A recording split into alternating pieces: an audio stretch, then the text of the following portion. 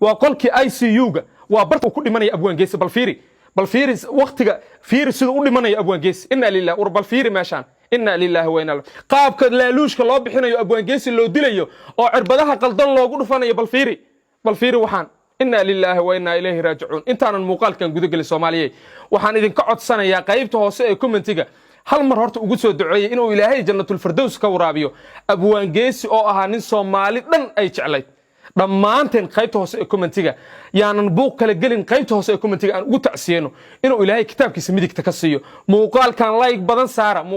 badan saara si saaxiibo badan oo ducadan ka qayb qaadato oo muuqaalkan u gaaro u share garee saaxiibada Facebook kugu wehliya si saaxiibadaada ay u ogaadaan xogtii iyo waxyaabihii uu sababsaday iyo laaluushkii lagu baxshay abwaan geesi إنا لله وإنا إليه راجعون iyo najmo cudoon oo arin la yaab leh ka shiftay najmo cudoon markay afka furto caawa Soomaalida madaxii gacmaha saarteen waxay dhaheen war waxaan say ku dhici karaan abwaan geesi si silcaha ayaa markaas Nairobi loogu dilay waliba maalmaha lagu silciyay isbitaalka war marxuumka abwaan geesi waa uu dhintay la iska haydin maxaa uu dhintay ma haydin xogta uu dhintay maxaa sababsaday qof aan sabab la'aan adduunkan iska dhimanay ma jiro abwaanku maxaa sababsaday adigu ma hayda xogta waatana dhageyso xogtaan way wuxuu abwaanku sababsaday laaluusha lagu cunay qolka ICU dadkii la dhigo oo ku dhinta lacaga lagu helaaba abwaan geesi gacan toodu ku baxay qof ICU galana walaalay macaanay kama soo baxo runta in la isku sheegaa fiican dhimashadaada lacag bay ku qaadanayaan inna lillahi wa inna ilayhi raaji'un abwaan geesi oo kamid ah abwaaniinta Soomaaliyeed ee sida weyn Soomaaliyeed looga yaqaanay ayaa goor dhaweyd ku dhintay magaalada Nairobi ee caasimadda dalka Kenya dad badan ayaa baraha bulshada waxa ay haatan soo dhigayaan tacsida abwaan geesi qof waliba waxa ay ku noqotay arin uu la yaabay isla markaana uu ka naxay markii mar qura loo soo wariyay in abwaan geesi uu dhintay dadka laakiin badisa ma hayaan xogta uu abwaan geesi iyo waxyaabihii uu sababsaday lama hayo qof haydo ilaa iyo haatan lama arko sababtii uu abwaan geesi u geeriyooday dadka dhan waxay leeyahay abwaanku waa dhintay ilaahay ha u naxariisto إلهي هؤلاء حريست أبوان جيسي نحريست الجنة والله ربنا لكن محو ودين أبوان جيسي وإلا عدايا الكأية وحالي يراد رمبا والله عدايا صومالية أبوان جيسي سببه ودين أيان إذين عداينا يا أنا أقول لك عشان يا نجمع دون قبل اللقمة قعابة أو سيدا وين مركز وجود ويد أبوان جيسي دل كيسي شرقال أيوها أنا كوشة جيو أبوان جيسي عربدا قلدنا لقدري si toos ah abwaan geesi loo dilay laaluush ayaana lagu qaatay lacag ayaa lagu baxshay in abwaan geesi nafta la dhaafiyo inta aanan muuqaalkan guda galin iyo xogta aan ka helay dilka abwaan geesi iyo najmo cudoon oo arin la yaab leh ka shiftay najmo cudoon markay afka furto caawa Soomaalida madaxii gacmaha saarteen waxay dhaheen war waxaan say ku dhici karaan abwaan geesi si silcaha ayaa markaas Nairobi loogu dilay waliba maalmaha lagu silciyay isbitaalka inna lillahi wa inna ilayhi raaji'un qolkan fiiri waa qolkii ICU وبرت وكل من أبوان جيس بالفيري وقتك فيري سيد أولي من أبوان جيس إنا لله وربالفيري ماشان إنا لله وإنا له فيري قاب كل من أبوان جيس بالفيري قاب لالوش كالله بحنا أبوان جيس اللي دليو أو عربدها قلدان لو قلوا فانا بالفيري وحان إنا لله وإنا إليه راجعون انت أنا المقال كان قدق للصوماليين وحان إذن قعد سنة يا قايبته هوسئ كومنتيغا هل مر horta ugu soo duceeyay inuu ilaahay jannatul firdaws ka waraabiyo abwaan geesi oo ahaa nin Soomaali dhan ay jeclayd dhamaanteen qaybta hoose ee commentiga yaanan buuq kala gelin qaybta hoose ee commentiga aan ugu tacsiyeeno inuu ilaahay kitaabkiisa midigta ka siiyo muuqaalkan like badan saara si saaxiibo badan oo ducadan ka qayb qaadato oo muuqaalkan u gaaro u share garee saaxiibada Facebook kugu wehliya si saaxiibadaada ay u ogaadaan xogtii iyo waxyaabihii uu sababsaday iyo laaluushkii lagu baxshay abwaan geesi inna lillahi wa inna ilayhi raaji'un saacado ka hor uun ayaa la soo wariyay dhimashada abwaan geesi geeridiisa kadib waxa baraha bulshada hareeyay qaabkii uu u dhintay abwaan geesi dadka ayaa siyaabo kala duwan uga falceliyay laakiin waxaan soo helay xaqiiqdii ama waxyaabihii uu sababsaday abwaan geesi horta isbuucan waxa uu ku xanuunsanayay magaalada Nairobi caasimadda dalka Kenya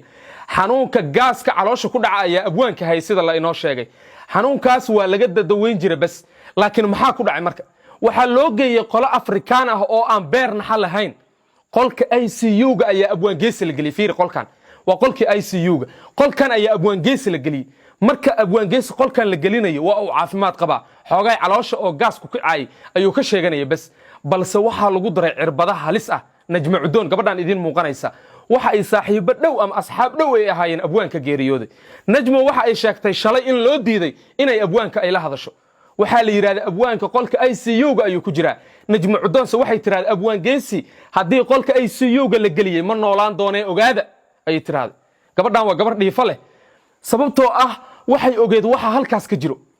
waxaa la sheegay marka abwaan geesi in lagu cunay madaxiisa lacaga waaweyn qoladan afrikaanta ah marka haddaa idiin sheego haddii Kenya adoo joogo qolka ICU-ga isbitaalada qaar lagu dhigo isbitaalada dowladda waa fiican yihiin laakiin isbitaalada qaar oo private loo leeyahay haddii qolka ICU-ga lagu dhigo inaad dhimato ayayba rabaanba haddaad dhiman weydo xitaa taadii ay geli weydo cirbaday dhab kugu sii hayaan dabada iyo meel walba kaaga duraya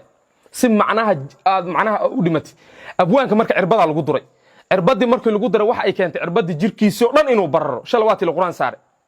bal fiiri inna lillahi war waxa meeshaas ka dhacay waa wax musiibo ah dawladda Soomaaliya marxuumkaas dhintay waa inay kula xisaabtantaa isbitaalkii private loo lahaay ee abwaan geesi la geeyay yaanan war idinku daalinin bal dhageyso qaabka ay najmo cudoon uga hadashay dhimashada abwaan geesi iyadoo ka shiftay sir waaweyn oo naga qarsooneed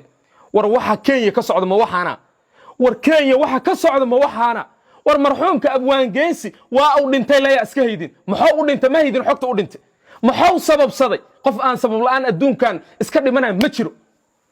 abwaanku maxaa sababsaday adigu ma hayda xogta waa tan ay dhageyso xogtan waay wuxuu abwaanku sababsaday laaluusha lagu cunay qolka IC-ga dadkii la dhigo oo ku dhinta lacaga lagu helaaba